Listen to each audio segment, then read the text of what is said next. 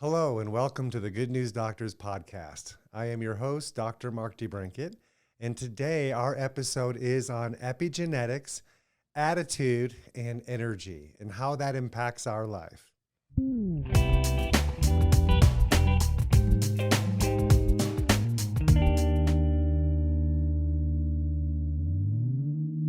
So today I am very excited to have a very dear friend of mine and personal guest, Jill Wright. So welcome, Jill. I'm so glad to have you here. And the reason I'm inviting Jill on is because there's very few people I meet in my life that I could say own the title certified optimist. And I am definitely one of those people. And when I met Jill, we were just two peas in a pod. As far as our energy goes, our attitude goes, our outlook on life, and how we just want to help people and bless people. And I have just been so blessed to have this woman in our lives. And so, again, welcome, Jill. Thanks for being here today. Thank you so much. I'm so honored to be here. And I echo that sentiment to you because I met you and I was like, oh my God, it's like meeting a soulmate. You know, you have the same energy, the same passion for people, the same passion for making a difference in the world. And it's such an honor to be able to work with you. So thank you for having me here today. Thank you. So I met you, it's been about 4 years ago now. And I was out here teaching a conference in Denver.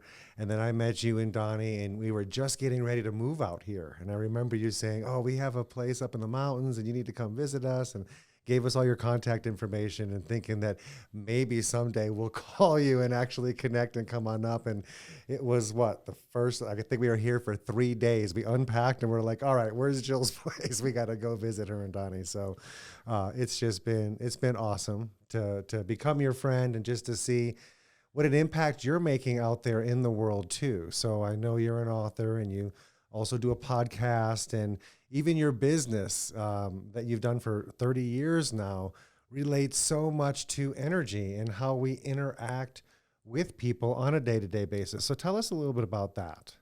Well, it's such a powerful thing. And you really, people don't realize how much of an impact you can make just with your energy.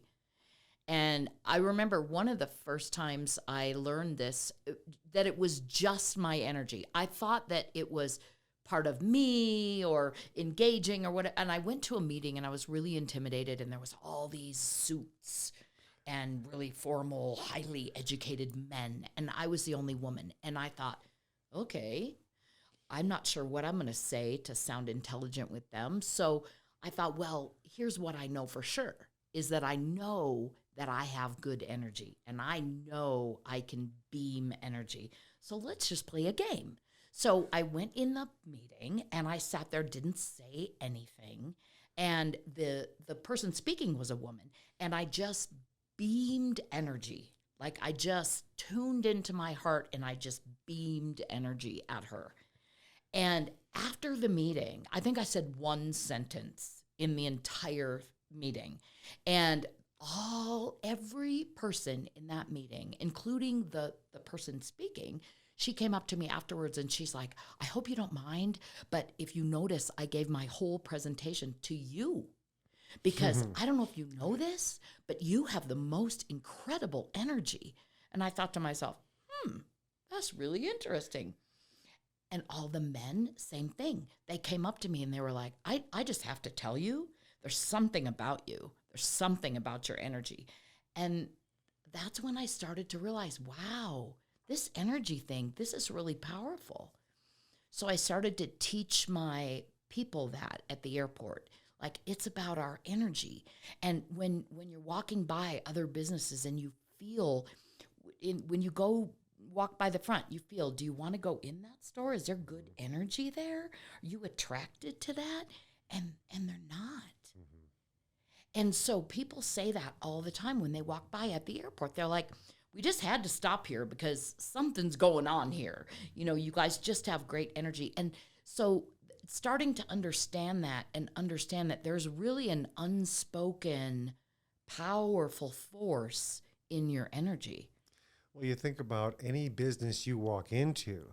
Is the staff member there because they really want to make a difference in somebody's life that they're going to meet that day, or are they just punching a clock and wondering how soon they can get out of here, and just half-hearted connected to the process of the job and where they're at. And I know most people probably don't get to do the job that they wish they could do and love, and just it doesn't seem like work.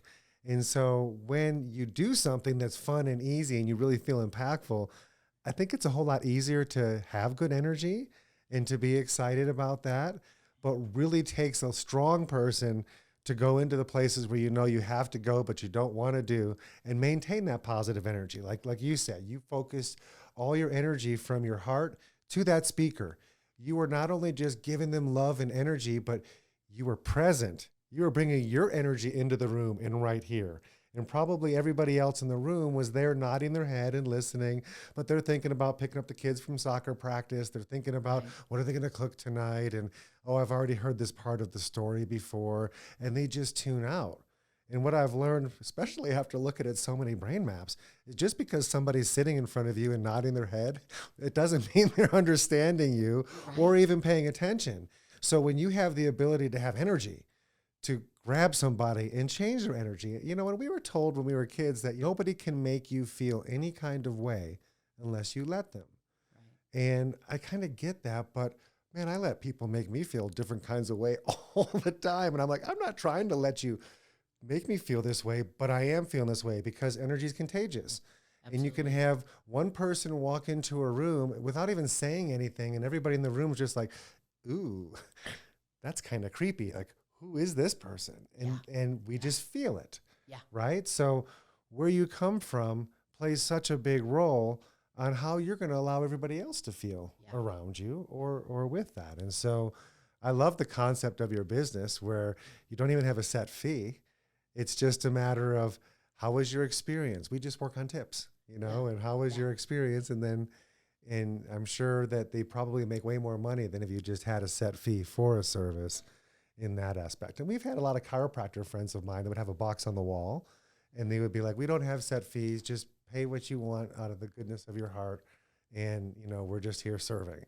And they would do really well, you know, with that concept. So for this last, I guess, since COVID, we've had to shift gears and do different things and be a little bit resilient. Tell me a little bit about that. I know you've shifted a lot of the things that you used to do because they were so much event involved, where we go to do big health conferences and then different lectures where women are speaking on all these different powerful things. And this last year and a half now has been pretty limited on that. So how has that impacted you? That's made a big difference in my life. I've had to shift. And when you can shift the energy in a room you have to kind of amp up your focus, your intention, your power, because just like you said before, strongest energy wins. So that even works on Zoom. And so I've had to learn, so as you know, technology would not be my strong suit. So I've spent a lot of time this year learning about how you interact virtually, because that's what we've had to do. So I've also really recognized that when you need to take a minute and get present before you go on camera, before you turn on Zoom, before you click video on, and decide what kind of energy are you bringing to that Zoom room? What kind of energy are you bringing to that connection with that person or group? And then really stay consistent and stay in that focus the whole time, because you can shift the entire room. People tell me that all the time. Like, I just look to you, like the minute you came on screen, like everything changed. And it's hard to recognize when you're in it. But it's great to have people just like me and you talk about it, like how we're actually shifting things and how we're feeling each other and how we're really being able to make an impact. So that's what the listeners have to know is not only do you need to be present and have intention for yourself, but you need to surround yourself with a group of people who can reflect back to you authentically. You know, what's your energy showing today? You know, like there's different times when it's down and then we reflect back to each other, and we can lift each other up, or we can let each other like fully express that emotion and then let it pass through, because you do want to honor it. Yeah, So absolutely. So with shifting focus into the virtual reality of things online, some people, I love listening to podcasts and I love listening to lectures, and some people can really captivate the audience. They can really have that little extra charisma or something that just totally motivates me. Even some of the mundane speakers, I'm still in there trying to have the right attitude to get the most out of the content. But I just love it when people can really be a little bit charismatic. And like you said, even though we're not in the same room where it's really easy to help change somebody's energy, but to do it virtually, it's a whole lot harder.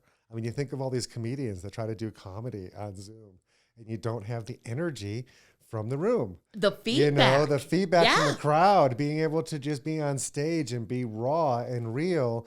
They're playing with energy. And, and a lot of people just, I don't know if they don't believe in energy, but they think energy is like an excuse. We say, oh, you're having bad energy, or I don't like your energy, or you need to have better energy.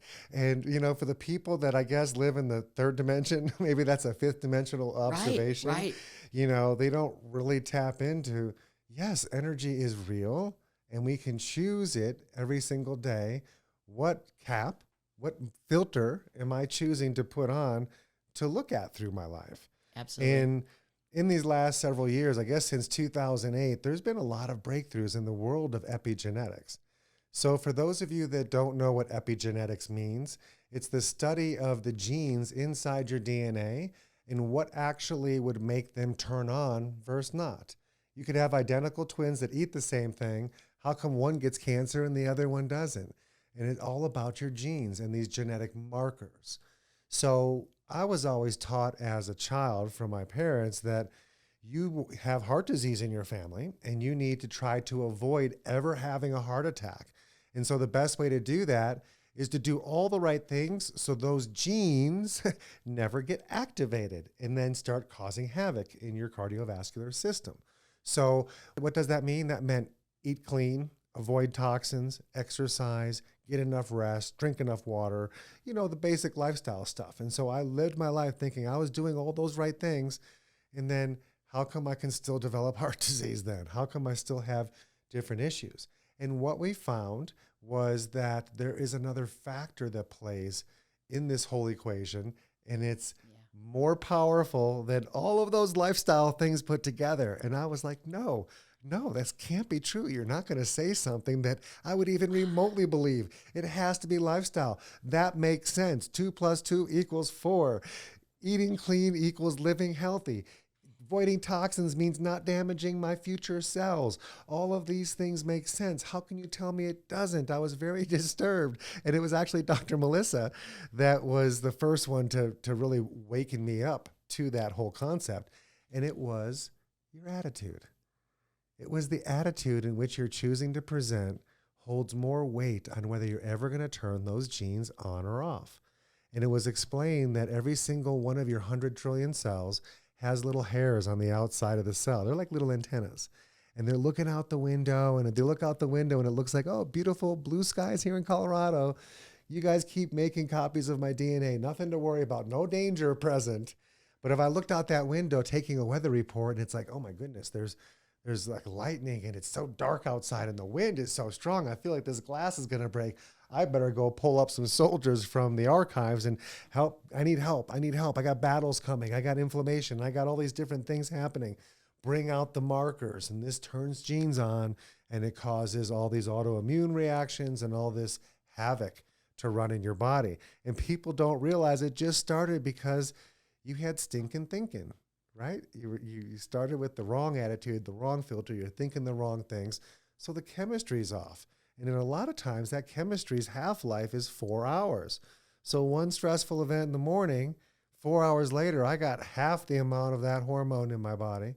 4 hours later, I got another half of that. I got a quarter left. Then I got an eighth left and a 16th left. And it takes you all day to make it right. So what do we do about this? Like, how can we stop the stress from impacting our cells and running havoc and causing all these genes to come out and have me get diabetes and cancer and heart disease and strokes and all these things that we don't want. What's the trick? I mean, how can we help people understand how to turn that off and not let their brains get hijacked?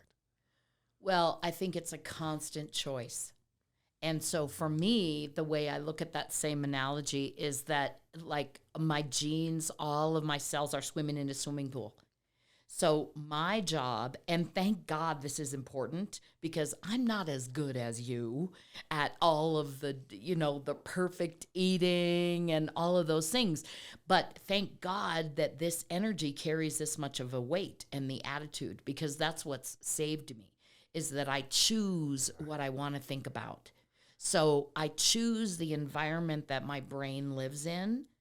And sometimes that's more difficult than other times. I mean, I've been through some stuff this year, which I really had to dig deep. And I also had to, sometimes you think that you choose things externally that make you happy or that keep your mood in a certain place. And for example, like when my house burned down, okay, my external choices, that was my sanctuary. Yeah. So that's somewhere that my brain went to be happy and peaceful and rest and relax.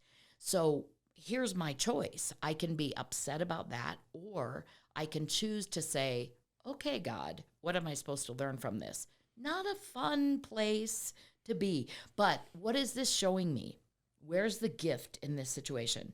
So for me, I had to look and say, okay, these external things that I used to use to be happy, including my business. Like I love my people, that I have the greatest people in the world that work for me. I have the greatest business. I have the greatest customers. And I love that. But when it shut down because of COVID, I'm like, okay, like who am I now? Right.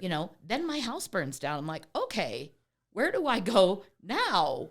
To do. And what that's really shown me, and we've talked a little bit about this, is that it's your attitude, your joy, all of that stuff is internal. And so for me, everything that made me happy externally kind of is gone. So I could be depressed, which I got plenty depressed. And, I still have to work with that because that wasn't easy, any of those things. So I don't want to make it seem like, oh, I just, put on a smiley right, face. Because it wasn't. Forget about it. It takes a lot of work. Real. Takes a lot of work. Yeah. And so you have to choose where you're going to focus and choose. My whole life, I've looked at things like, where's the gift in this? Mm-hmm. So I'm like, okay, God, I know you don't do things that are bad for me. So there must be something good in here that I need to find out. And what is it? And what it is that the attitude comes from inside. Mm-hmm. You got to choose what makes you joyful, choose what makes you feel good. You have to have an arsenal of the things that make you feel good ready. So if you have to write that down, if you have to record it, if you have to remind yourself on your phone, there's all kinds of things you can do to keep yourself in that space. But it's a choice. So you have to be very conscious of what you're focusing on and on creating your attitude. So back to like the epigenetics, it's kind of like creating the swimming pool that your genes are swimming in. And mine used to be impacted by things outside. I mean, I created a great life. I felt like the most blessed person in the world. But that was external. And so now at this point in my life, I have to go internal and say, okay, if everything else is gone, what do I have left? Me, my energy, my attitude, your faith, my spiritual relationship. Mm-hmm. Yeah, absolutely. So what are the things that really are life-giving? And so for me, I have to make a conscious choice. What feels life-giving to me right now, internally? And what's really interesting is then when you shift that energy internally, then it shows up externally. So then things come to you, people call you up out of the blue. I mean, it's crazy what happens. And things happen in order of a reason that Yeah. if these first things never happened, you never would have got even the blessing that comes later. You mentioned that, like when the house burned down, you just had to have faith that what's God trying to show me inside, that, okay, I don't need all this external stuff for my joy and my peace. And I remember seeing pictures. You had a 3-story cabin that was down to just ash. And the only thing noticeable in the middle of the ash was that plaque or a plate that said love on it. We had that It's picture. a Christmas ornament. With a Christmas ornament. And there, everything's melted away to nothing, and love is left. Yeah. And so it's like, oh my goodness, that was such a beautiful thing, to try to find peace in the chaos and in all of the sadness of the loss of what came with that. But having the faith of knowing that God's got something better down the road prepared for you, that's even going to be a better sanctuary for you to spend better time with him, and just have that faith and that trust, that helps fuel the energy for the right attitude. And then once you have the attitude in place, whether it's a positive or a negative attitude, to sit around and just complain about the negative attitude without doing anything about it, to me is kind of like insanity. You don't think attitude's going to change by complaining about things. And so if I don't like something, what are the steps that I can actively do that I think might help change that energy or that attitude? And a lot of times with COVID, it's people have been cooped up too long, right? They're not able to get out. Long. We're not able to socialize. We're not able to hug people. Right. We can't even see what kind of expression the person has on their face to know if they liking be in my space or not. Right. If this is a good experience, And so I think faith plays a lot, at least for me, knowing that when the things that are going wrong, I trust God. God has got my back. And I trust that he already can see further ahead than I do. So I think of things that my father always said, like, don't let somebody get your goat. And it's like, what we mean by that is like, okay, this news that I just received is upsetting, clearly. And I can see that you've lost your mind over this news, but I'm just going to assume that I don't have all the facts yet. And so until I get the facts, I'm not going to jump to a conclusion. And that was probably the greatest wisdom that I've ever heard from my father, that I keep thinking it daily. I'm not going to jump to conclusions until I get the facts. And then by the time I do get all the actual facts, usually it's not that bad, or I've already been able to process and laterally think how I'm going to deal with it. And the solutions naturally come to us. So faith was a big thing. Not letting myself jump to conclusions, because all that's going to do is cause a lot of wasted energy in my brain for something that I don't need to be wasting energy on. I had a friend tell me one time who he was a very high IQ person and very well spoken, but he never just talked to talk.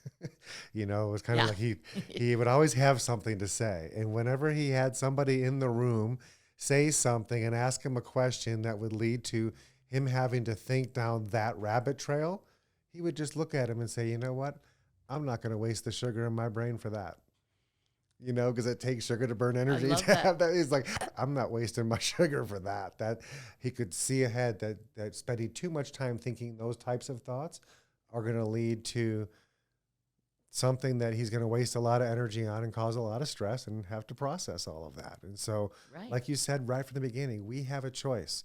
We have a choice to allow my energy to be changed, and I have a choice to give energy and to choose the type of energy I want to give. Yeah. And if people were just more conscious of that before they walked into a room, or before they got on that Zoom, or before they picked up the phone to call their relatives, what space am I coming from? What energy do I want to have?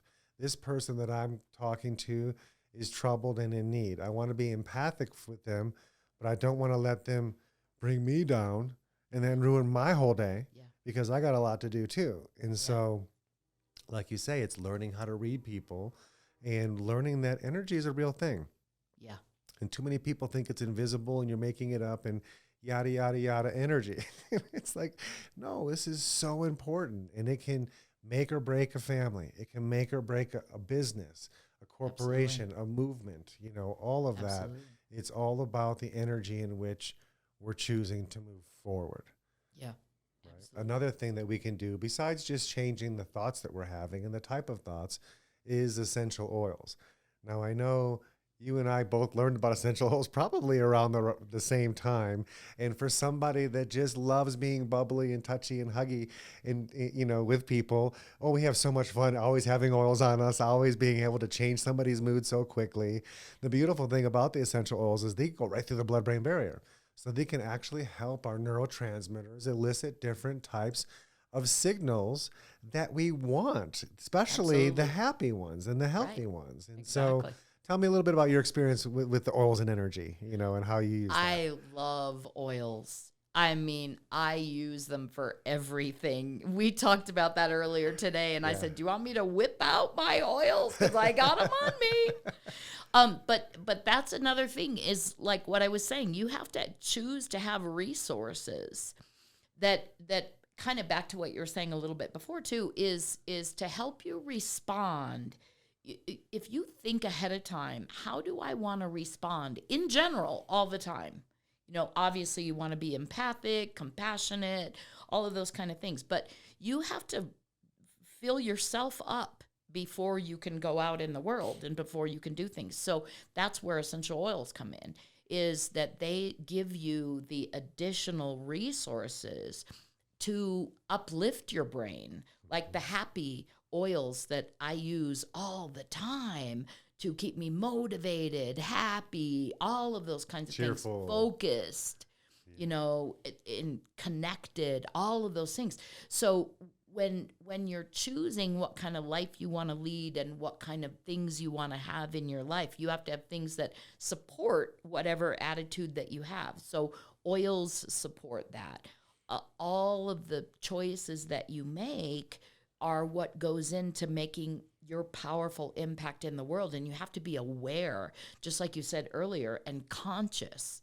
What kind of impact am I going to make today? And for me, what I think all the time is, what is life-giving? That's my word for 2021 is life-giving. Okay. So what is life-giving to me today first, that's not easy for me. That's something that I've really had to learn is how to take care of myself first, because I'm a professional taking care of it. And I think it's a lot of women do this, but any caretaker in general, they take care of other people first. So what can I do that is first life-giving for me? So oils are one of those things that I use that is, it gives me the energy, it uplifts me, it feeds my brain, keeps my brain focused, connected, all of those things. And then how can I be life-giving in this situation? So before you get on a Zoom, before you go into a meeting, before you pick up the phone, think about, okay, what does life-giving look like here? Mm-hmm. You can substitute that word in our business. Our tagline is like, what does love look like here? That's the foundational concept for our culture. Right. Is how can we be life-giving to each other, to the people that work for us, to the people that walk by in the airport, definitely to our customers. But life-giving looks different, depending on who it is. So it's also being very aware of who's around you and not putting your perspective necessarily on them, because what might be life-giving to me might not be life-giving to you. So it's also having that in your awareness, but choosing to be life-giving first to yourself. So the oils, the nutrition stuff we do, the brain training, the socks, all of the things that are support our brain, because we have to take care. So our heart starts everything. So we have to start there. And then our brain accomplishes what our heart wants to do.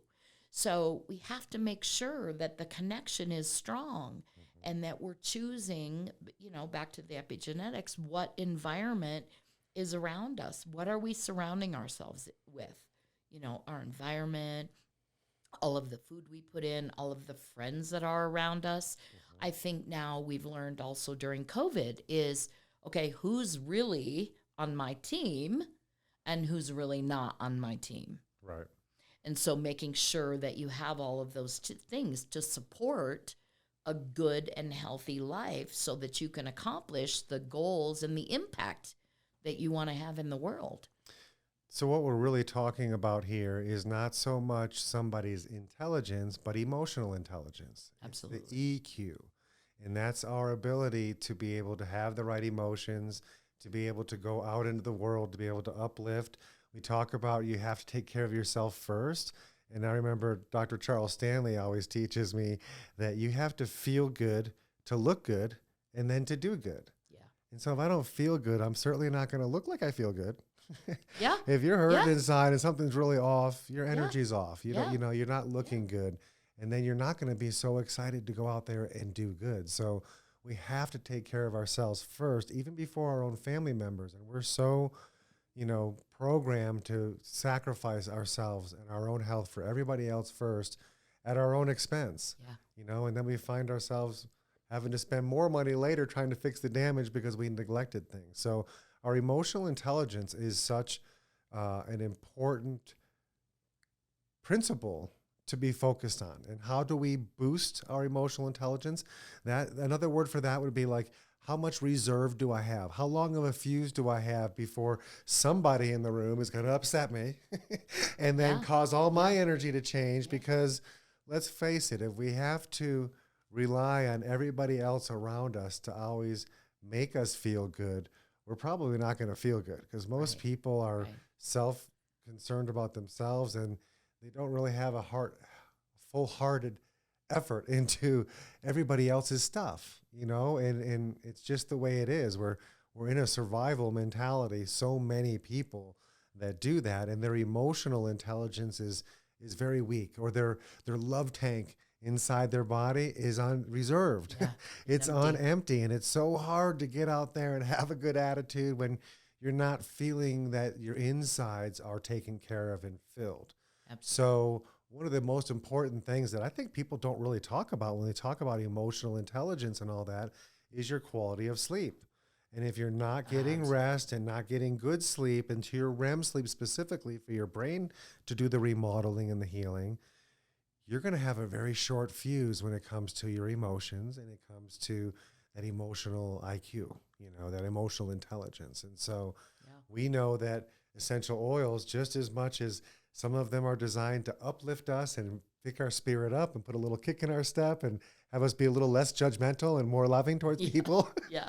Well, they Thank can you, also God. help us calm things down, and Right. help us rest, Right. help our brain turn off, help us, just turn the chatter down at night so that we actually can get into that good quality sleep. And so I urge all my listeners, if you are people that do have a lot of emotional stress and you feel that your emotional fuse is very small, focus on your sleep. It's very important, on top of nutrients for brain health and essential oils for brain health.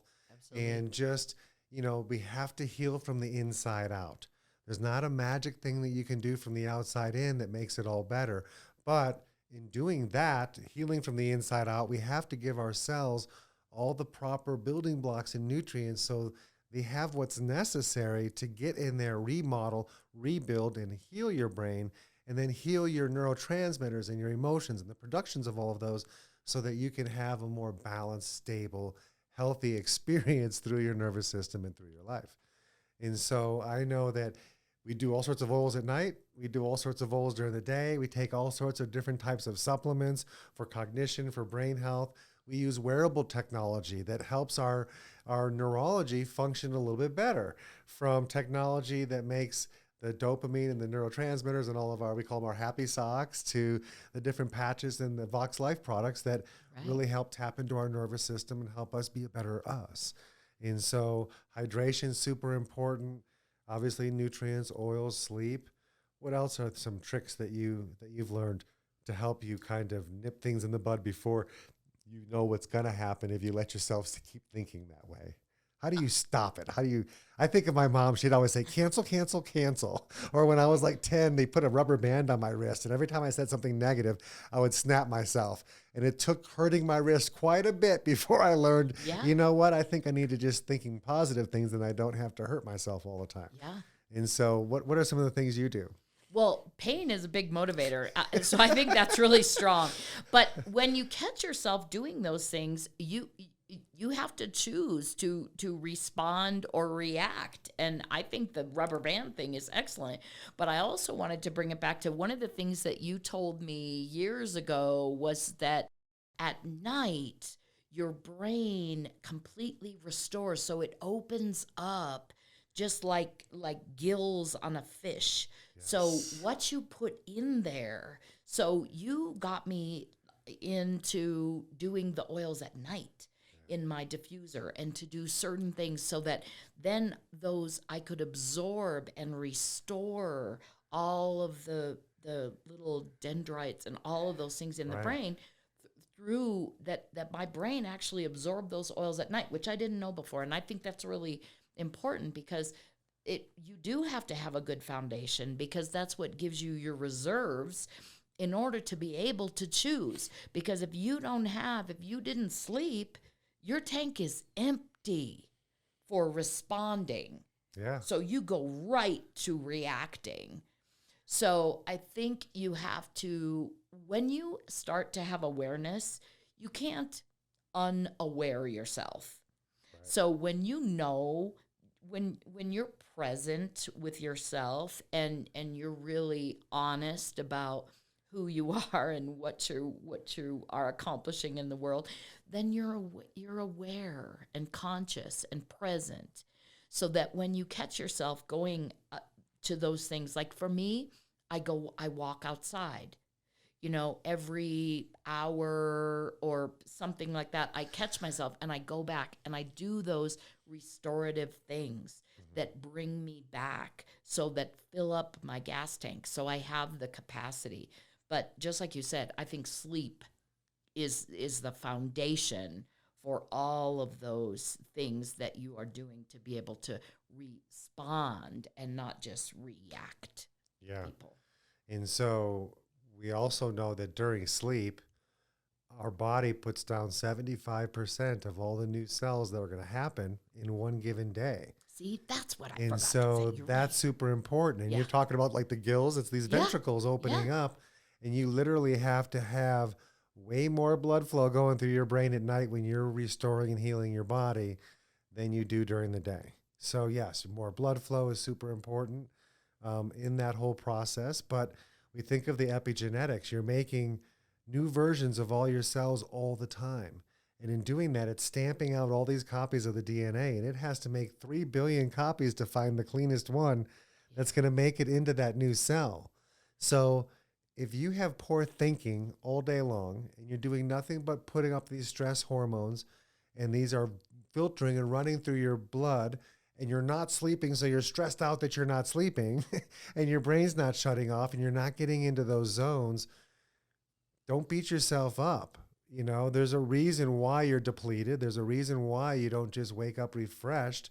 But the good news is we can help you with that. There's so many different things, from natural things that we can do to technologies that you can interact with that could help reprogram and retrain your neurology to be able to get that rest, to be able to turn off the extreme expressions of the nervous system. I mean, we've both done tons of hours, 100 hours plus of brain training, and it's to help keep us from getting that extreme anxiety or the depression side of things.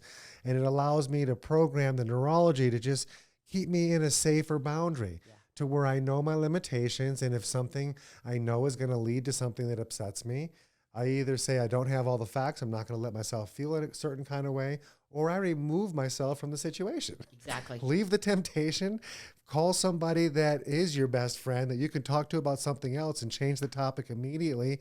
And let's get some different enzymes and some different neurotransmitters going on. And let's help change that reality and focus on the things that do matter. And it really, at the end of the day, it's not about money, toys, and external things. It's about, where are you in your own heart? And is your heart synced with your brain and with your gut?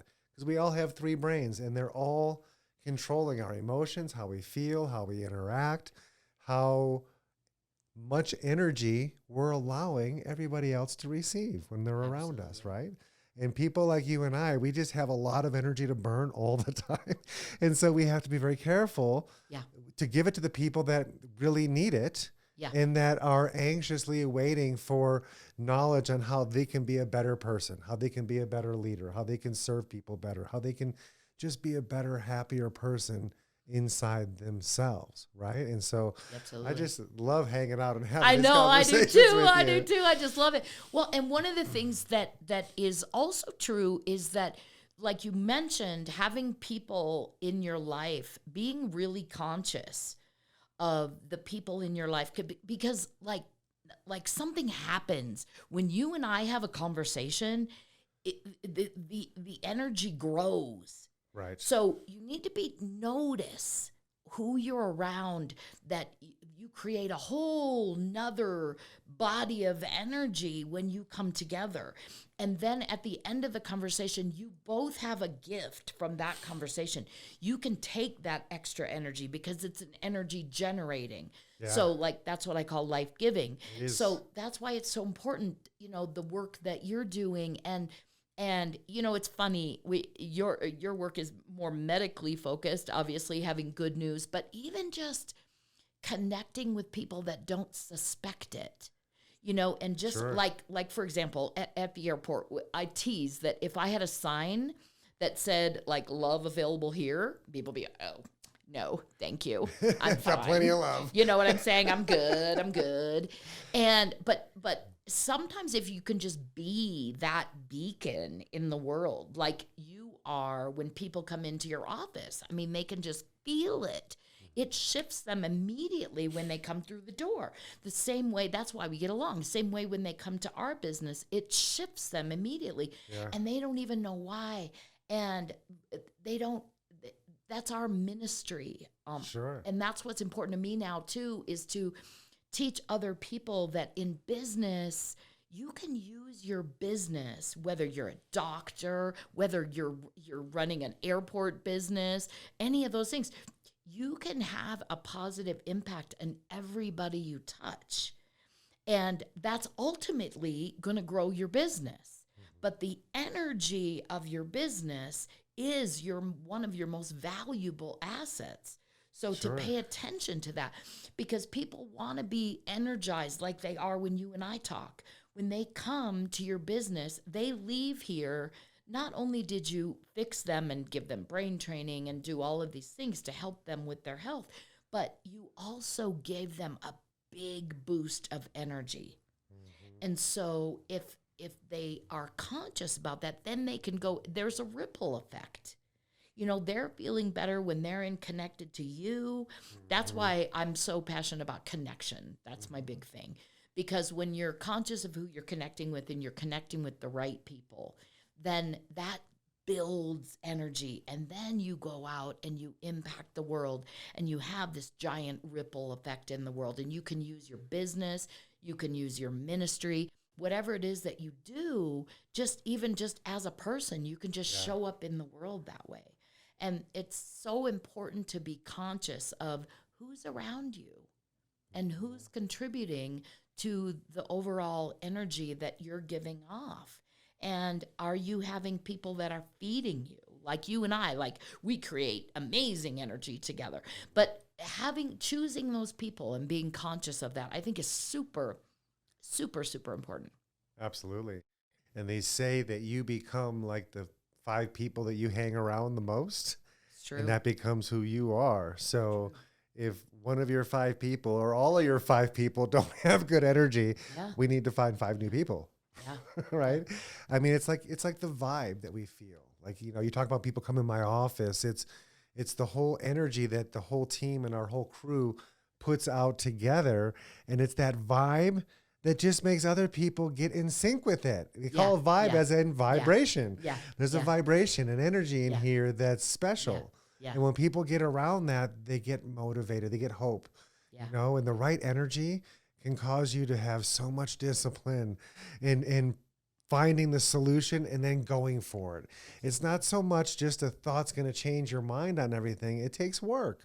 Like you said, it's like every time I see little signs laminated somewhere, stuck to a wall or on a business that says a little positive quote, I think of you because for the first few years, every time we saw you, you're giving us all these little signs and all these little things. And that's your agape. I have some outside for you. That's how you bless everybody, by just giving them these wonderful quotes that make them think, you know what? You're right. I am beautiful, or whatever the quote says. Yeah. It's things that are life-giving quotes, Yeah. right? And so I read that. It forms life. It uplifts me, and it helps me turn around and then share that with the next person in my path. Yeah. And together, if we all work together as a tribe called the human race, Right. and we just look at people with love and how we can help uplift them and help them, so many times people you don't know, somebody might be, you know, going home to commit suicide that night. And if they didn't bump into somebody that boosted their energy and made them feel a little bit of love and felt the tingling in their body, it changed their whole course of their future. You know, and so our energy can bring life into somebody, or it can cut somebody down and make them feel so small. And then what? Right. And so what does that lead to? More negative feelings. It's like magnets, and you have to think of a positive thing, and then you have to take action to go do something positive to fulfill that energy and fuel that energy so it turns into something more. It's like a magnet. There's no in between energy. It's not like, oh, I'm kind of so energy today. Right. It's either positive or negative. It's like, is it light on or is it light off? Yeah. And it's okay to be off. Sometimes it's appropriate to be negative and to really be upset and to express that feeling. It's like suppression is the seed of all disease. So I don't want anybody to think that just because I'm a certified optimist, I don't get upset and lose my cool and maybe raise my voice or you know, do an action or something that I might look back and think like, I wish I didn't react like that. You know, it happens to the best of us. We're human, and that's just how that is. And so we're not perfect, but I think when it all comes down to it, I think I'm pretty good at being a certified optimist, at always trying to look at the bright side of life and helping other people laterally think. When you're only thinking doom and gloom, well, there's a bright side to every situation. I used to be asked, is the glass half full or half empty? Well, I used to always think I was a half full guy. And then my mom taught me, no, honey, it's totally full, half water, half air. And I was like, oh my goodness, I've been missing the boat. So awesome. I was missing the boat the whole time. And it was like, what set of facts do I choose to look at? Right. All three of those made me feel something completely different. Right. Hey, my glass is half empty. I have scarcity mentality. I only have that. My glass is half full. I still got water left. I'm not starving yet. Things are good. I'm surviving. And I can see I got plenty left. Well, my glass is completely full. I can live. I got water and air. I have the best of both worlds, and it's complete. I'm perfect in that aspect. Yeah. And so, same exact facts. What set of facts are you choosing to look at? Like you said, we choose to feel certain ways. We choose to let people allow us to feel certain ways. And then we can choose to not let that happen and to turn their energy around and lift it up. Hey, we go through life, and it's all about a choice. We have the choice every single day to make the people around us feel empowered, feel like we're giving life to them, or we have the choice with the sword of the tongue to cut them down and to make them feel terrible. So be careful about the choices of the words you choose to listen to. And with that, I think it's time to wrap it up. I thank you so much. Oh, we could have had like a today. 10-hour podcast. Well, we'll definitely have you back We'll again, and we can go again. a little bit deeper dive into the epigenetics and what actually makes those things happen and how we really can continue to be a truly blessing to those people in our path. And you've always been such a blessing to myself and my family, and I thank you. It's been such an honor to get to know you and to be able to spend so much time with you out here, and I look forward to all the amazing things we're all going to do in the future. So thank you for joining us again today on this episode of the Good News Doctor podcast, and I hope each and every one of you have an amazing day. Go hug somebody, say something positive and loving to the people that you care about the most, and make it a great day. Thanks.